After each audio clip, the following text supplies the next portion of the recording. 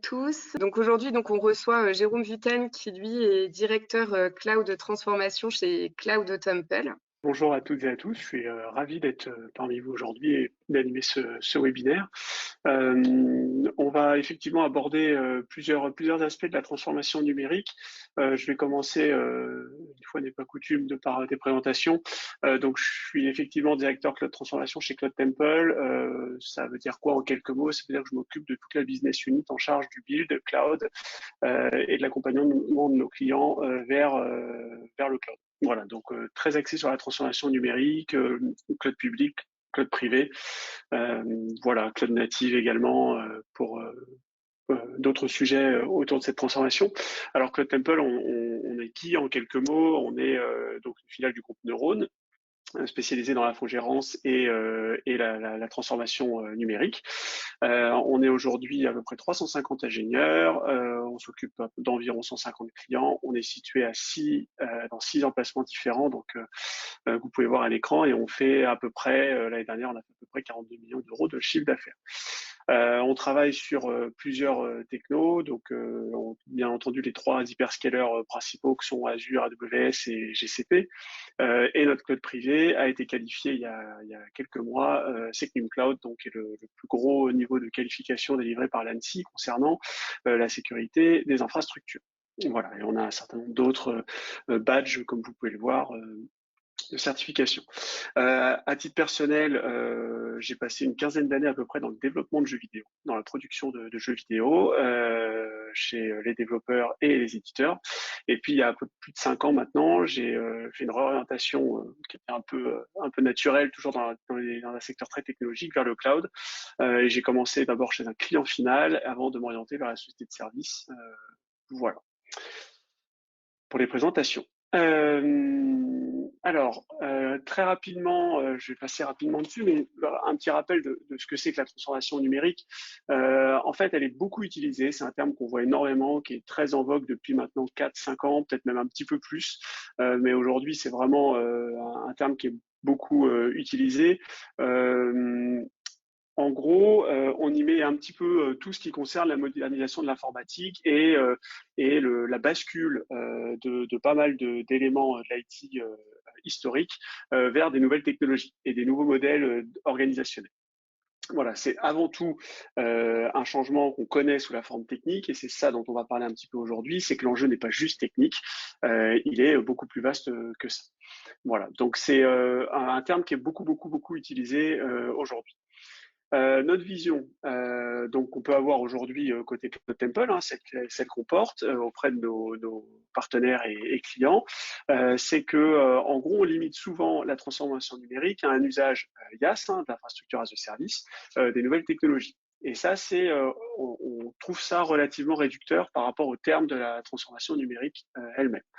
En fait, en réalité, on est persuadé qu'elle implique une modification qui est beaucoup plus profonde de l'organisation via l'usage de l'automatisation, via l'usage de services qu'on appelle clés en main, on va y revenir, et en fait, et de la réduction vraiment des opérations dites manuelles. Et elle implique un profond changement dans l'organisation des entreprises. C'est vraiment le point clé, c'est que c'est avant tout une transformation qui est humaine et qui implique une modification de l'articulation entre la DSI historique et le core business des entreprises. C'est ce que je résume en bas avec le rapprochement en fait des métiers historiques de l'IT avec le métier fondamental de l'entreprise. Parce qu'il faut savoir qu'une entreprise, son métier historique, enfin fondamental, ce qui fait du business, c'est pas l'IT. Voilà, en théorie, c'est autre chose. Après, il y a des entreprises de l'IT, c'est différent, mais sinon, le core business est différent. Et donc, l'idée de la transformation numérique, c'est de rapprocher les deux. Voilà. En tout cas, c'est notre vision. Alors, très rapidement sur l'état du marché, donc c'est en croissance depuis 2017, croissance constante, voilà, c'est indéniable. L'impact est mondial, ça concerne tous les continents. Vous pouvez le voir sur le graphique de droite. C'est vraiment une constante croissance, et puis c'est pas prêt de s'arrêter d'après les prévisions. On a vu également que la crise du Covid a également accéléré énormément les initiatives de transformation numérique. La première, qui est la plus connue, c'est l'adaptation à la mise en place du télétravail. Voilà. Et ça a occasionné énormément de projets qui sont des projets de transformation numérique, bien entendu. Donc, on a parlé des outils collaboratifs qui sont les plus connus, mais il y a aussi tout ce qui est gestion de la documentation, etc., et les mises en place du travail et n'importe où, ce qu'on appelle. Après, il y a un marché des marchés qui sont de plus en plus compétitifs, ça c'est indéniable, avec des besoins d'innovation qui sont très forts. Il y a beaucoup de compétitivité dans beaucoup de secteurs. On pense notamment à des secteurs comme le e-commerce, qui sont des secteurs qui sont constamment en train de se renouveler. Et on a des obligations de réduction de time to market et une réduction des coûts, bien entendu, qui est alliée avec, puisqu'on souhaite, on va y revenir tout au long un petit peu de ce webinaire, on souhaite quand même que l'IT coûte de moins en moins cher et fasse de plus en plus de choses. Et ça, c'est quelque chose de constant au niveau de la transformation numérique. Alors, le premier point, c'est l'impact d'une transformation numérique pour les entreprises. Alors, ce que je disais en introduction, c'est la technique, c'est une chose, mais c'est pas le sujet principal. Voilà, c'est pas, on y voit, on se dit la transformation numérique, c'est avant tout une transformation technique. De mon point de vue, au niveau DSI et au niveau entreprise, c'est pas l'enjeu principal. Parce qu'en 2022, la techno, elle est partout, on a des solutions pour tout et on va toujours trouver une solution. Au pire du pire, il faut refaire quelque chose. Au pire, ça va coûter un petit peu plus d'argent. Mais en fait, on trouve toujours une solution technique. Donc, c'est pas l'enjeu principal et l'impact principal de la transformation numérique. Également, la technique, c'est pas le sujet de tous. C'est ce qu'on disait, et ce que je disais en introduction, c'est que la transformation numérique, elle a aussi un impact très fort au niveau organisationnel. Et c'est ça le sujet principal, en fait. Et il y a des tas de gens, notamment au niveau des métiers, ce qu'on appelle les métiers historiques de l'entreprise. L'IT, c'est pas leur sujet. Et la technique, c'est pas du tout leur sujet. Eux, ce qu'ils veulent, c'est une solution qui fonctionne, en fait, in fine. Et donc, c'est pas des entreprises informatiques, donc l'IT, c'est pas le point. Voilà. Pour rentrer un peu plus dans le détail, effectivement, la transformation numérique implique des humains et un changement des méthodes de travail.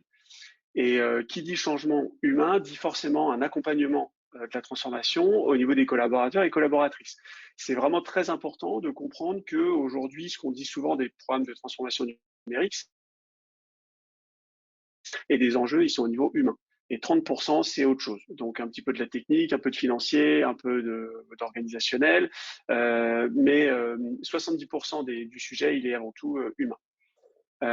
Il faut aussi comprendre que quand on fait une transformation numérique, c'est pour mettre l'IT au service des métiers. Alors dit comme ça peut paraître un petit peu bizarre, mais c'est d'orienter avant tout l'activité de la DSI et de l'IT au général en fonction des besoins métiers.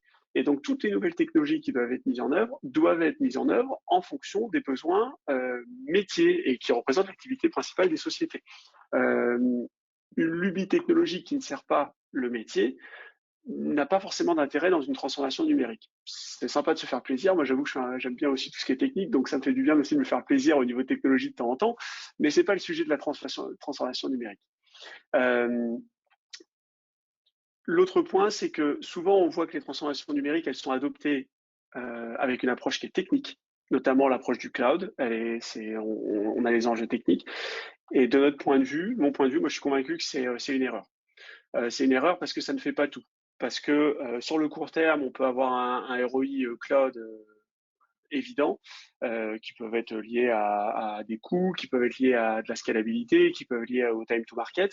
Mais par contre, sur la durée, en fait, l'adhérence globale de l'entreprise va pas avoir lieu. Et au final, c'est uniquement l'IT qui va être en train de gérer cette partie technique. Et l'entreprise ne sera pas embarquée dans la transformation numérique. Et pourtant, c'est toute l'entreprise qui doit être embarquée. Alors, pour pallier à ça, il y a quelque chose qui est assez connu. Alors, je pense que pas mal d'entre vous connaissent ce qu'on appelle le Cloud Adoption Framework. Alors, c'est des méthodologies. Il y en a 3 très connues qui ont été faites par les les hyperscalers, donc Microsoft, Amazon et Google. Ils sont différents dans l'approche, mais au final, c'est assez similaire. Je vous montrerai un exemple un petit peu plus tard. En gros, c'est une méthodologie d'adoption au cloud. Et ça, c'est quelque chose qui est très important quand on veut faire une transformation numérique, c'est d'avoir une méthode comment dire, cadrée, structurée, qui permet de faire cette adoption. Pourquoi avoir une méthode? C'est tout simplement pour se rattacher à un framework de travail, à quelque chose, un fil conducteur en fait tout le long de la transformation, parce qu'une transformation pour les entreprises d'une taille un peu conséquente, qui ont une DSI, etc., c'est des programmes dont le minimum c'est 12-18 mois. Donc 12-18 mois, il faut quand même avoir un cadre, il faut avoir une structure, et c'est très important de se raccrocher à un modèle. Les hyperscalers sont pas les plus maladroits d'une manière générale sur ce type d'exercice, donc c'est bien de se raccrocher à ce type de choses. En plus, comme on parle de cloud, souvent on parle de Microsoft, d'Amazon ou de Google, donc c'est bien d'utiliser leur méthode puisque ça permet aussi de venir se raccrocher aux parallèles technologiques en cas de besoin. Je rentrerai un peu plus dans le détail plus tard, mais il y a quelques points qui sont importants. C'est que faut commencer par avoir un sponsoring quand on lance une transformation numérique. Le sponsoring, il n'est pas uniquement technique. En fait, quand on parle d'une DSI relativement importante, elle a une adhérence très forte avec la direction financière, elle a une adhérence forte, elle doit avoir une adhérence avec les métiers. Et donc, c'est important d'avoir du sponsoring pour faire cette transformation. Sinon, elle va être uniquement technique et il y a de fortes chances que sur la durée, elle ne soit pas pérenne. Donc c'est important d'impliquer les métiers aussi, puisqu'avant tout, quand on fait une transformation, c'est pour venir se raccrocher aux besoins métiers et de proposer des services IT qui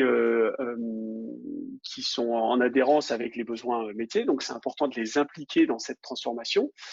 C'est important de les impliquer en expliquant les gains et les changements que ça va avoir. Alors il faut expliquer les gains positifs, mais il faut expliquer bien entendu les risques, parce que voilà, il y a quand même un certain nombre d'impacts. On y reviendra tout à la fin. J'ai mis un petit slide sur les risques qu'il peut y avoir avec une transformation numérique. Ça me semble important de le préciser. Et c'est important également de préparer un plan d'accompagnement aux équipes. Je le disais, 70% d'une transformation numérique, elle est avant tout humaine, et c'est important de pouvoir accompagner les collaborateurs et collaboratrices. Ça implique des plans de formation, ça implique une conduite du changement complète, ça implique leur expliquer ça va être quoi leur nouveau rôle, la nouvelle organisation, etc. Pourquoi? Parce que comme tout changement, ça peut faire peur, et quand on l'explique, c'est plus facile de l'appréhender pour les personnes. Nous, on le voit par exemple avec nos clients, on a des métiers qui sont très loin de l'IT et on va leur expliquer qu'on va modifier les éléments informatiques, donc ils ne comprennent pas grand-chose des fois parce que c'est pas leur sujet. Après, on leur explique comment ça va changer en termes de fonctionnement pour eux, et là, ça commence à leur faire peur. Et par contre, quand on leur explique ce qu'ils vont gagner dans leur quotidien, dans leur KPI, c'est le point d'après à proprement parler, là tout de suite, ça devient beaucoup plus parlant pour eux. Et on a certains clients qui pouvaient être très réticents au départ. La DSI poussait, il y avait un ou deux sponsors. Et en fait, quand on a réussi à montrer au reste de l'entreprise le ROI clair de la transformation vers le cloud notamment, et qu'on a pu vraiment leur expliquer concrètement ce qu'ils avaient gagné, ce que les gens qui s'étaient transformés, les métiers qui s'étaient transformés avaient gagné, on a vu que l'adhésion globale était devenue très importante. Et ça, c'est vraiment un point très important. Après, alors ça n'engage que moi, mais je reste persuadé que le premier périmètre qu'on transforme, il faut le segmenter. Déjà, la transformation, il faut la segmenter, il faut la jalonner, la structurer. Et le premier périmètre qu'on transforme, il faut en faire une success story. Pourquoi? Parce que c'est justement pour aider les sponsors à pousser la transformation et également créer une adhésion plus forte. Forcément, si le premier périmètre c'est un échec cuisant, ça va pas donner envie à l'entreprise de continuer. Donc il faut choisir une success story. Donc il faut choisir quelque chose de relativement simple, avec un impact business qui est pas critique et qui est mesurable au niveau global de l'entreprise. Voilà. Ça, je précise, c'est très important. C'est pour moi un élément fondamental. Alors, je donne un exemple de Cloud Option Framework, c'est celui de Microsoft, celui-là, qui est très bien fait parce qu'il résume bien comment on va le décliner. Je ne vais pas rentrer dans le détail des cases, vous pouvez tout à fait le consulter, c'est en ligne. Là, il a été rebrandé Cloud Temple, mais ce sont les éléments de Microsoft. On voit bien que quelque part la technique elle arrive à la troisième case dans ce qu'on appelle le prêt. D'abord, il y a une partie définir la stratégie où on doit comprendre les motivations, les résultats commerciaux, avoir un justificatif pour l'entreprise, et puis après la position du projet par rapport à la stratégie globale d'entreprise. Après, on va parler de tout ce qui est planification, de la préparation, voilà, le plan de préparation aux compétences, c'est l'accompagnement des personnes, et après faire un plan d'adoption. Là, on est vraiment dans la stratégie, et après, uniquement, on va commencer à parler de technique. Parce qu'il faut vraiment créer cette adhésion au départ, cette dynamique de départ et cet onboarding des équipes et des sponsors dans les quatre coins d'une entreprise avant de parler technique. C'est vraiment, vraiment crucial, puisque la technique, on va trouver une solution. Ce que je disais, on trouve toujours une solution.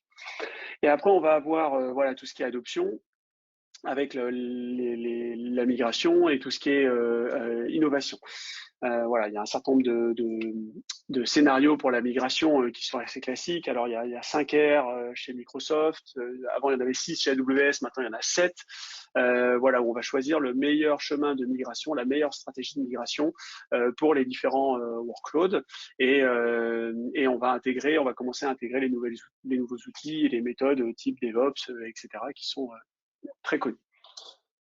Après, il y a tout ce qui est gouvernance. C'est classique, hein, c'est tout ce qui est méthodologie et puis les bonnes pratiques qu'on va mettre en place tout au long du cycle de vie. Alors, dans la gouvernance, on pourrait même y mettre des références telles que ITIL ou le Well Architected Framework pour ceux qui connaissent. C'est les bonnes pratiques de gouvernance cloud. Et après, on va voir tout ce qui est gestion avec voilà, les engagements commerciaux et notamment tout ce qui est gestion des coûts avec FinOps. Voilà, j'avance sur la partie d'après qui concerne la nouvelle place de la DSI. Alors, j'en ai parlé un petit peu rapidement, je vais rentrer un peu dans le détail. C'est mettre la DSI en tant que génératrice de valeur. Alors souvent, dans les entreprises, ça c'est quelque chose que nous on entend de la part de nos clients et que moi j'ai pu entendre en étant chez le client final, c'est qu'on nous dit, l'IT c'est un centre de coût. Bon, c'est pas totalement vrai, mais c'est pas totalement faux non plus. Moi je me rappelle aller voir mon DAF quand je devais faire les renouvellements de serveurs, on avait 3 data centers et on demandait 12-13 millions chaque année pour faire le renouvellement du matériel. Et bon, forcément, au bout d'un moment, ça passait plus. Donc, c'est là qu'on avait engagé la transformation vers le cloud. Et souvent, on nous disait, voilà, l'IT, la DSI, c'est un centre de coût. L'objectif d'une transformation numérique, c'est que la DSI devienne génératrice de valeur. Et que justement, elle vienne s'accoster complètement au métier, s'interfacer directement au métier pour être plus proche des besoins réels de l'entreprise. Ce qui veut dire que je tire le trait volontairement, je le caricature volontairement, mais quelque part, chaque dépense qui va être réalisée par la DSI va être liée à un besoin métier de l'entreprise. Ce qui fait que chaque coût est justifié. C'est très exagéré, je tire le trait, comme je disais volontairement, je le caricature, mais c'est l'idée, c'est de venir accoster la DSI aux besoins métiers pour que on puisse voir les coûts réels. C'est également le point, c'est que je vais y revenir. Je vous ai dit c'est les coûts, je vais y revenir un peu tout du long, mais c'est d'avoir des coûts qui sont en adéquation avec les besoins du business et uniquement avec les besoins du business, pas des coûts d'IT trop élevés dont on ne sait pas à quoi ça sert. Et ça, c'est un point qui est très important. Il y a également un point qui est crucial, c'est que le cloud et notamment toute l'approche DevOps, hein, puisque j'ai dit qu'on voulait aller au-delà de tout ce qui est simplement usage IaaS, vision IaaS de la transformation numérique. Donc là, on va parler de PaaS, donc de plateforme as a service, on va parler de SaaS, bien entendu, on va parler de DevOps, on va parler même de container as a service, de CaaS. Donc tous ces éléments-là vont rajouter énormément d'agilité au sein des entreprises et notamment mettre à disposition des services qui sont clés en main, comme je disais, et qu'on va venir intégrer. Ça permet quoi? Ça permet d'avoir une réduction très forte du time to market, puisqu'il y a des éléments qui sont clés en main qu'on va pouvoir faire très vite et qu'on va pouvoir, qu'on dit poker, on va pouvoir lancer des POC très rapidement. Je prends l'exemple de tout ce qui est data lake. Data lake, il y a quelques années, faire un data lake, c'était très compliqué. Sur le cloud privé, il fallait très longtemps pour lancer un projet de data lake. Aujourd'hui, sur le cloud public, la data, c'est un sujet qui est fondamental, sur lesquels les hyperscalers ont mis énormément d'investissements, et aujourd'hui, c'est très facile, je mets des guillemets, c'est relativement facile quand même de pouvoir monter un data lake, et on peut le faire en quelques jours, quelques semaines, selon ce qu'on veut y ajouter dedans, alors qu'avant, il fallait des mois pour monter un projet de data lake digne de ce nom, juste pour un POC des fois. L'autre point, c'est que pour éviter que les experts techniques soient cannibalisés par des opérations quotidiennes, une transformation numérique va impliquer une forte automatisation des besoins récurrents. Alors, automatisation, on va, pour parler de quelques technos, on va parler de Terraform, qui est le classique du genre de l'infrastructure as code, et après les ARM, CloudFormation, pour ceux qui font par exemple de l'Azure ou de l'AWS. On va parler d'Ansible, on peut aller parler de Docker, on peut aller parler de Kubernetes, bien entendu. Et en gros, l'idée, c'est d'automatiser un maximum d'éléments du quotidien, de pouvoir rendre ces opérations le plus simple possible, et limiter en fait les tâches à faible valeur ajoutée. Pour se concentrer voilà, pour avoir plus de temps pour innover d'une manière générale, et pouvoir mesurer les efforts différemment que le nombre de tickets qu'on a réalisés, ou ah bah j'ai plus de disque dur, il faut recommander des disques, ou bah mince, on est en saturation de mémoire. Voilà, ces tâches, elles sont automatisées. Bah voilà, on a un pic de charge, il y a de la saisonnalité, on a besoin de scaler une infrastructure, bah on va mettre un auto-scaling, ça va scaler toujours. Bah voilà, si le pic de charge diminue, bah ça va downscale les besoins, et ça, c'est des choses qu'on automatise plutôt que d'avoir des gens qui sont en train de transpirer à essayer de faire que l'infrastructure marche quand on en a besoin. Alors, ce qu'on préconise, nous, c'est d'avoir une approche progressive pour transformer cette place de la DSI. On la découpe en trois phases que sont l'adoption, la transition et la transformation. On pense qu'il faut avoir, comme je le dis au-dessus, d'avoir un cadre qui est jalonné, pérenne, et qui inclut les corps de métier. On pense également qu'avoir une approche qui est complètement centrée sur l'infrastructure, c'est pas une bonne approche pour les métiers. Parce que les métiers, ce qu'ils utilisent, c'est une application, c'est pas des serveurs. Les serveurs, c'est ce qu'il y a en dessous, mais comme je le disais au début, il y a peu de métiers qui ont une sensibilité à cette partie serveur, ou en tout cas, c'est pas le sujet numéro un. Ce qui est important, c'est d'avoir une vision applicative des besoins concrets des métiers. Et en fait, ça nous permet de dépasser le stade de la pure transformation IaaS, technique, infrastructure, et pour se concentrer sur ce que j'explique, les gains réels des organisations, à savoir des KPI métiers, des besoins métiers. On en parle un petit peu c'est évoqué dans le Cloud Adoption Framework, j'en reparlerai un petit peu après, mais il y a un système de landing zone qui existe dans cette adoption du cloud. On va créer des landing zones, et ces landing zones vont être créées en fonction des besoins métiers et des KPI adaptés au métier, plutôt que d'avoir des normes qui sont éclatées de partout. L'idée, c'est de bien structurer ces besoins-là et de faire atterrir les différentes applications sur les différentes landing zones. Sur le graphique à proprement parler, je passe rapidement dessus, mais ça reprend un petit peu le Cloud Adoption Framework avec la définition des enjeux business, l'apprentissage des bonnes pratiques, ensuite la maîtrise des concepts cloud et des services et outils, l'adoption du mode DevOps pour déployer des livrets automatisés. Ça, c'est un point qui est crucial, parce que c'est une évolution qui est indispensable pour finaliser cette transformation numérique, de mon point de vue. Sinon, on reste à des couches relativement basses de technique. Et en fait, l'idée au bout du bout, c'est de diminuer cette dépendance à l'infrastructure pour se concentrer sur uniquement la partie applicative, que l'infrastructure, ce soit quelque chose qui est complètement automatisé, et que les DevOps, qui étaient historiquement la DSI, soient proches, pour pas dire complètement intégrées aux équipes métiers, et qu'elles innovent avec les équipes métiers plutôt que de se concentrer sur juste le maintien de l'infrastructure. Voilà, puisque celle-ci étant automatisée et particulièrement résiliente, les collaborateurs et collaboratrices qu'on a accompagnés et qu'on a formés peuvent à présent venir se focaliser sur les besoins d'innovation des métiers. Alors, on en vient justement à ce besoin d'innovation. Donc, on change de modèle opérationnel, on passe vers quelque chose de beaucoup plus agile, comme je disais, de beaucoup plus DevOps, hein, et on a une DSI qui est plus adaptée aux besoins actuels des entreprises. Donc, les DSI sont prêtes pour tout ce qui est internationalisation, augmenter la compétitivité, justement avec tout ce qui est possibilité d'innover beaucoup plus rapidement, avec une multiplication des outils à disposition également qu'on peut offrir aux métiers. Je vais revenir après. Il y a quelques graphiques, notamment de chez Amazon, avec des centaines de services. Il y en a des dizaines tous les mois qui évoluent, qui sont ajoutés, etc.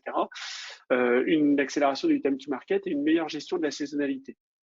Ça, c'est un point qui est très important, c'est qu'il y a beaucoup d'entreprises qui ont des activités saisonnières, la plus connue étant les soldes. Hein. Quand il y a des soldes, toutes les plateformes de e-commerce doivent être en mesure d'absorber les pics de charge. Voilà. Et donc, toute cette innovation que la DSI va venir apporter, elle se résume, alors je l'ai résumé pour faire large, il y en a beaucoup, beaucoup plus, mais en 5 points. C'est des mises en production plus fréquentes et plus rapides. Donc, ça veut dire que quand il y a une nouvelle fonctionnalité qui est développée par les métiers, on peut la mettre en prod beaucoup plus rapidement. On peut également la rollback beaucoup plus rapidement. Et si on veut rentrer un peu dans le détail, si on a containeriser les éléments, au moins on peut s'assurer que quand ça marche sur le poste du développeur, ça va marcher derrière quand ça va être déployé en production. Et donc du coup, ça permet d'être beaucoup plus souple dans ces déploiements et beaucoup plus fiable également. Puisqu'on connaît tous cette problématique de ça marchait sur le poste du développeur, mais ça marche pas une fois la mise en prod faite parce qu'il y a un différentiel qu'on n'a pas identifié. Ça, c'est un problème qu'on a tous rencontré, enfin qu'on rencontre encore. Donc, la réduction de la dépense à l'IT, délai et investissement. En gros, avant, historiquement, quand il fallait lancer un nouveau projet, qu'on n'avait pas l'infrastructure, il fallait commander les serveurs, il fallait un certain nombre de mois pour que ça arrive. Après, il fallait les setups, etc. Ça prenait du temps. Et si le projet était un échec, ça voulait être un échec ou dépriorisé, on se retrouvait avec des serveurs, ce qu'on appelle des actifs immobilisés, donc on ne savait pas quoi faire, qu'il fallait recycler pour faire autre chose. Là, avec l'élasticité qu'offre le cloud, ça nous permet de lancer et arrêter des nouveaux projets beaucoup plus rapidement. Il y a toujours cette approche décomplexée au niveau des coûts de l'IT. Alors nous, c'est quelque chose qu'on aime bien mettre en place avec nos clients, c'est que chaque BU a son tableau de bord de sa consommation IT. Et donc chacun est responsable un petit peu de sa consommation IT, avec le support bien entendu des équipes DevOps et de la DSI pour venir optimiser, arrêter, mettre en place les bonnes pratiques de FinOps type arrêt, lancement des machines aux heures adaptées. Mais voilà, chaque entité a une visibilité sur ses coûts et donc ça permet bien entendu d'être au plus proche des besoins et dans la gestion des budgets. Généralement, les directions administratives et financières aiment bien avoir cette ventilation des coûts en fonction des business units. Il y a une accessibilité globale. Ça, c'est un point qui est important, c'est qu'avec les enjeux de la mondialisation, etc., se déployer à l'international n'a jamais été aussi facile avec le cloud public, notamment, puisqu'on a des data centers à peu près partout dans le monde qui permettent d'avoir des latences très réduites, quelle que soit la position des utilisateurs. Et la technologie est plus scalable, j'en ai pas mal parlé, c'est la saisonnalité. Voilà, quand on a besoin de faire le provisionnement de ressources, on peut le faire au plus juste et après mettre en place les bons outils qui permettent de scaler en fonction des besoins. Et ça, c'est très important pour les métiers et c'est un vrai gain qu'offre la DSI. Alors qu'avant, il fallait provisionner des serveurs. Moi, j'avais le cas dans ma vie précédente où je devais provisionner les serveurs en fonction des forecasts de l'année. Et si le produit qu'on lançait était un échec, je me retrouvais avec un investissement des fois d'1 million, 2 millions d'euros de serveurs qui était inutile puisque le produit avait fait un flop. Et ça peut arriver. Le problème, c'est que quand on a investi, bah, ça fait un capex important pour finalement pas grand-chose. J'attaque la dernière partie qui concerne l'évolution de la relation entre les métiers et la DSI. Avant, il y avait un mur historique entre l'IT et les métiers, c'était isolé. Et en gros, les métiers faisaient des demandes par des simples tickets à l'IT et pour résoudre des incidents ou faire des demandes. L'idée, là, c'est de quand la transformation numérique est finalisée, elle est aboutie et que c'est un succès, l'idée c'est d'aller plus loin que ça en fait, hein. C'est d'intégrer vraiment les DevOps aux équipes métiers. On a vu des success stories sur ce sujet. Il y en a une dont j'ai pas le droit de citer le nom, mais qui est très connue en France, qui concerne le plus grand groupe d'immobilier français. Ils sont avec un logo tout rouge. C'est une transformation à laquelle j'ai participé il y a quelques années. Aujourd'hui, les DevOps sont intégrés aux équipes métiers et les demandes sont traitées en quasi temps réel. Et ça leur permet de faire de lancer des nouveaux projets très rapidement. Voilà, toutes les évolutions au niveau de l'IT, au niveau du cloud se fait avec la validation des métiers et en adhérence avec les besoins métiers, donc c'est beaucoup plus utile. Étant donné que les experts techniques, les sachants techniques sont très proches des métiers, ça permet aussi de supprimer au sein des DSI pas mal de shadow IT, qui est quelque chose qu'on connaît, hein. Il y a pas mal de shadow IT et souvent c'est juste pour pouvoir aller plus vite qu'on va le faire. Le problème, c'est que c'est une des techniques quelque part qu'on peut être amené à créer avec ce shadow IT et une faille de sécurité, vu que les normes de sécurité qui ont été mises en place par la DSI n'ont pas forcément été respectées. Donc, dans les autres points, c'est que la DSI doit fournir la finalité de cette transformation numérique, c'est qu'elle fournit une plateforme sécurisée et configurée pour les besoins métiers, hein, avec les landing zones dont j'ai parlé, qui sont configurées en fonction des KPI métiers et des besoins de métier, et pas uniquement des besoins technico-techniques. Et il y a un point qui est important, c'est que quand on fait cette transformation numérique, on commence souvent par faire un assessment, un audit de l'existant, et ça permet aussi de beaucoup faire le ménage un petit peu dans l'IT, dans ce qu'on appelle le legacy. Et une fois qu'on a fait ce ménage, qu'on est venu accoster après transformation les différents workloads, différentes applications sur ces landing zones, ça permet d'avoir une plateforme qui est évolutive en fait et qui est beaucoup plus scalable qu'elle n'était avant. Donc c'est quelque part, ça permet de supprimer la dette technique et de la réduire en fait sur le long terme. Voilà, donc parce que les landing zones sont des plateformes vraiment, des zones d'accueil vraiment adaptables. Également, la fiabilité, ça devient l'affaire de tous, hein. Avant c'était l'IT uniquement qui était responsable de fiabiliser les plateformes. Aujourd'hui, la DSI, les DevOps étant proches des métiers, c'est la responsabilité de tout le monde sur les différents niveaux, hein, les couches basses et les couches hautes. Ce qu'on appelle les couches basses, c'est tout ce qui est réseau, infrastructure jusqu'à l'OS. Et puis après les couches hautes, on va monter vers l'applicatif. C'est l'affaire de tout le monde maintenant de fiabiliser une plateforme. C'est pas ah bah non, c'est le serveur qui a craché, ah bah non, c'est l'application qui a craché, etc. Et les gens se renvoient la balle. Maintenant, on travaille sur un produit et le produit, il intègre les couches basses et les couches hautes. Pardon. Et bien entendu, chaque effort technique a un impact direct sur le business des entreprises, hein, puisque on va déployer les efforts techniques en corrélation avec les besoins métiers. Je le disais au début, c'est pour boucler un peu la boucle, il reste peu de slides. La technique, c'est plus un frein.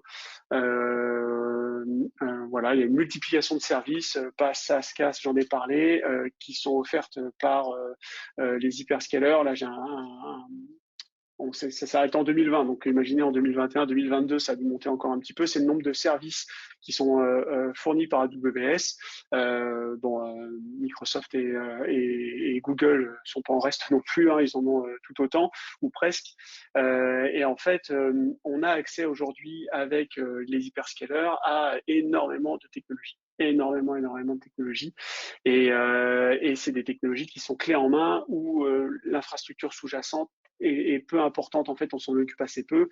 Si on parle de serverless, par exemple, qui est une technologie qui est très utilisée dans tout ce qui est cloud native, dans le serverless, en fait, en dessous, il y a des serveurs, mais c'est juste qu'on s'en occupe pas. Il y a toujours des serveurs quand même en dessous. Et ça, c'est un point qui est vraiment fondamental aujourd'hui, puisque on a des solutions techniques pour énormément de choses. Et on va vraiment supprimer cette dépense technique pure avec des services qu'on peut éteindre, allumer, changer, modifier et qui sont reliés aux besoins des entreprises. Alors, il y a tout de même quelques risques. J'en avais parlé, je voulais quand même mettre un petit slide sur les risques à la transformation numérique. Le premier risque, ça recoupe avec ce que je disais au début, c'est qu'on oublie trop souvent les humains. Et pourtant, c'est 70% du changement sur une transformation. C'est fondamental d'intégrer les personnes, de leur prévoir des plans de formation, de l'accompagnement, de leur expliquer. C'est chez Amazon, et ils ont un poste qu'ils appellent un évangéliste. Voilà, c'est des gens qui viennent expliquer les bienfaits d'une transformation. Alors c'est un terme interne hein, qui est souvent utilisé. Et voilà, c'est des gens qui vont venir expliquer les bienfaits, le pourquoi de la transformation, c'est quoi les gains, etc. Et c'est très important de venir expliquer aux humains et aux personnes cette transformation, parce qu'elle n'est pas que technique. Et si elle est que technique, il y a vraiment des risques de blocage. La sécurité, c'est pas une option. On le sait, il y a énormément de ransomware, crypto, etc., qui sont des choses qu'on voit partout. Le gouvernement français va passer la loi, si elle n'a pas déjà été passée, je m'en excuse si mon info n'est pas à jour, d'interdiction de payer sur les ransomware pour avoir vécu un certain nombre de crises cyber chez certains clients. C'est très compliqué à absorber et il ne faut pas lésiner, bien entendu, sur la sécurité. Alors, ça paraît être une évidence quand on le dit comme ça, mais on le voit encore beaucoup, où on a envie de se transformer très rapidement et on ne prend pas le temps de se poser et d'intégrer directement la sécurité dès la conception, en fait. Ensuite, il y a la conformité des données et aux réglementations locales. Ça, c'est un point qui est important. Nous, on le voit chez Cloud Temple. C'est pour ça qu'on a aussi qualifié notre cloud privé Secnum Cloud. C'est justement pour pouvoir faire proposer un hébergement souverain, très sécurisé en France. Et il y a beaucoup d'entreprises ou de collectivités qui ont ce besoin de venir héberger en France. Et les hyperscalers ne répondent pas à ce besoin-là. Alors, certes, les data centers sont en France, mais les entités juridiques sont américaines. Donc, on est assujetti potentiellement au Cloud Act. Donc ça, c'est un point qui est important. Dans une transformation, tout ne peut parfois pas aller vers le cloud public. Il y a des fois des choses qui doivent être mises sur le cloud privé. C'est important d'avoir cette visibilité des données. Ensuite, à l'aspect trop de technologie, alors j'en ai parlé, il y a beaucoup de services, il y a beaucoup de technologies qui émergent chaque jour, chaque semaine, et trop de technologies, des fois, ça peut rendre les choses un peu plus complexes, et on peut faire des choix, des fois, qui sont pas très, qui paraissent appétissants, si je peux me permettre, sur le moment, mais sur la durée, c'est des choix qui peuvent s'avérer ne pas être pérennes, et donc difficiles à maintenir. Donc c'est important de bien choisir ces technologies et de ne pas multiplier inutilement les technologies pour avoir une belle vitrine technologique que derrière on va avoir du mal à maintenir sur la durée. Ça c'est crucial.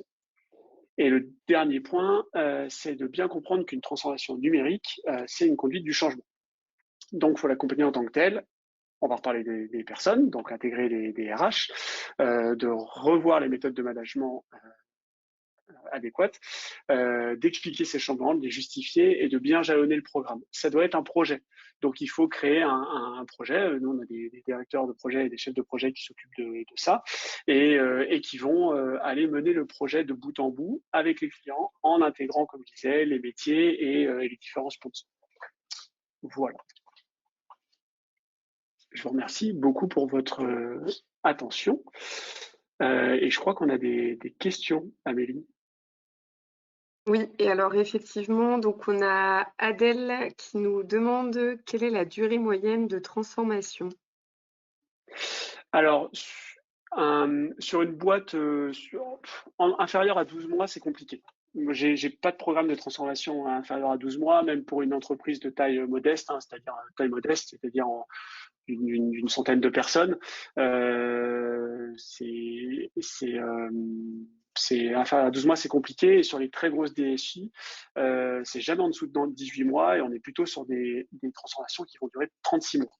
Et ça, les hyperscalers vont même le mettre maintenant sur le site internet. Avant, on mettait en avant beaucoup la transformation, c'est rapide, ça va vite, etc. Et en fait, on se rend compte que si on veut la faire correctement et en faire un succès, c'est sur des très grosses DSI, avec des sociétés à plusieurs milliers de personnes, on est sur du 18-36 mois en franchise, à peu près. Alors ensuite, on a Amine qui nous demande à quel point les données sont-elles sécurisées au niveau du cloud? Alors, je vais juste faire les deux clouds, il y a le cloud privé et le cloud public. Mmh. Sur le cloud privé, ça va dépendre de l'hébergeur et des garanties qu'il offre en termes de sécurité. Il faut savoir que la sécurité dans le cloud, la sécurité physique du lieu, elle est gérée par l'hyperscaler, pour parler d'Amazon, ou par le Cloud Temple, par exemple, pour parler d'un hébergeur de cloud. Nous, on s'occupe de la couche physique. Par contre, après, la sécurité qui est mise sur les workloads et les éléments qui sont déployés, c'est de votre responsabilité. Donc, les données sont sécurisées sur le cloud si on y met de la sécurité. En fait, c'est beaucoup plus compliqué de pirater un hyperscaler que de pirater un hébergeur, un petit hébergeur, bien entendu. Mais par contre, tous les outils de sécurité, ils sont de votre responsabilité. Ça, Amazon et Microsoft vont jamais vous dire que c'est eux qui mettent la sécurité sur les workloads qui sont hébergés sur le cloud. Par contre, ils ont plein d'outils qui permettent de le faire. On peut avoir des questionnaires qui permettent de faire des évaluations avec des scores en sécurité qui permettent de savoir quoi faire, avec des éléments à mettre en place, etc. Donc, c'est sécurisé. Par contre, alors, à ma connaissance, j'ai jamais été victime de ça, mais le Cloud Act, par exemple, qui fait que le gouvernement américain peut regarder, si on considère que c'est un problème de sécurité, le cloud public, il faut savoir que c'est le cas. Voilà, le gouvernement peut décider de regarder les données qui sont hébergées. Je l'ai jamais su, moi, si ça a été fait. Il y a beaucoup de sociétés qui s'en moquent. Il y a des sociétés qui décident de mettre leurs données sensibles sur un cloud privé et toute leur plateforme globale après sur le cloud public, mais leurs données financières, par exemple, ou humaines, peuvent être mises sur le cloud privé pour être hébergées en France, notamment, et ne pas avoir être assujetties au cloud. Mais voilà. Donc, c'est comme ça que la sécurité sur le cloud est proposée. Et sinon, non, je vois pas d'autres questions. N'hésitez pas à en mettre s'il y en a d'autres.